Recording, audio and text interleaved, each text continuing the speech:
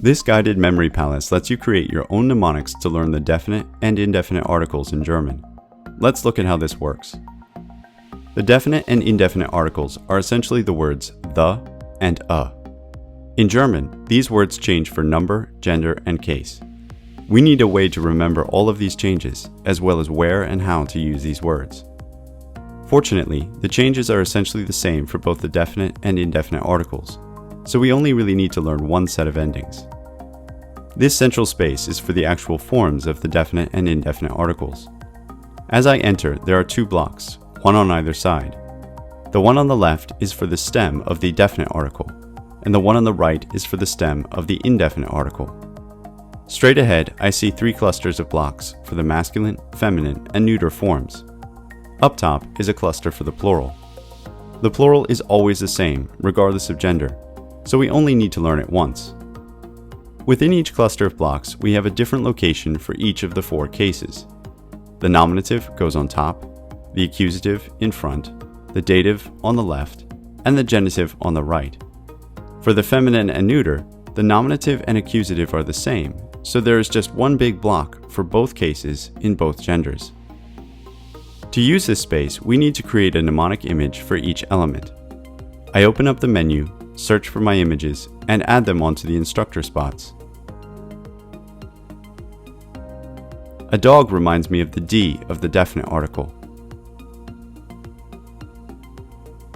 And a picture of Einstein reminds me of ein, the stem of the indefinite article.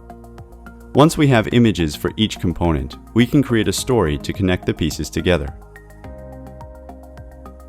There is an emergency room doctor walking around with his head in the clouds. He's so distracted he knocks over an English teapot, and the tea spills everywhere. It was green tea inside, and suddenly all the hospital floors are stained emerald green. The next day, a hospital inspector from Spain sees the floors and likes the color so much, he orders all Spanish hospitals to adopt green floors as well. The more ridiculous the story, the more memorable it will be. In this case, the ER doctor represents an ER ending. His head is in the clouds to remind me that this is one of two places where the indefinite article has no ending at all. So we just have ein, not einer. The teapot is English, representing an EN ending for the accusative. The emerald is for EM, the dative ending, and the Spanish inspector is for ES, the genitive ending. These are all the forms for the masculine singular definite and indefinite articles. Der, ein, den, einen, dem, einem, des, eines. You would continue this process with the rest of the forms. By assigning a location rather than a sequence to all the forms, you can recall any distinction of number, gender, or case immediately by thinking to its specific location within this memory palace. When you have completed this central space, you can explore the wings. On the left are rules for when and how to use definite articles, including a space for which country names take the definite article. On the right side is a room for indefinite article usage.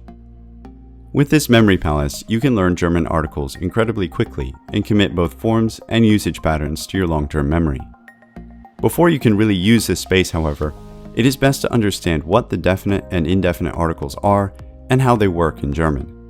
This memory palace is designed to accompany our online course in German that goes through our complete map of grammar and explains all of the rules in detail. Please see the description below for more information. This memory palace is available in Munx VR's store. Munx VR is Linguisticator's software for building memory palaces in 3D and virtual reality. Thank you for watching. Please like, share, and subscribe to our channel for more memory palaces for languages and other subjects.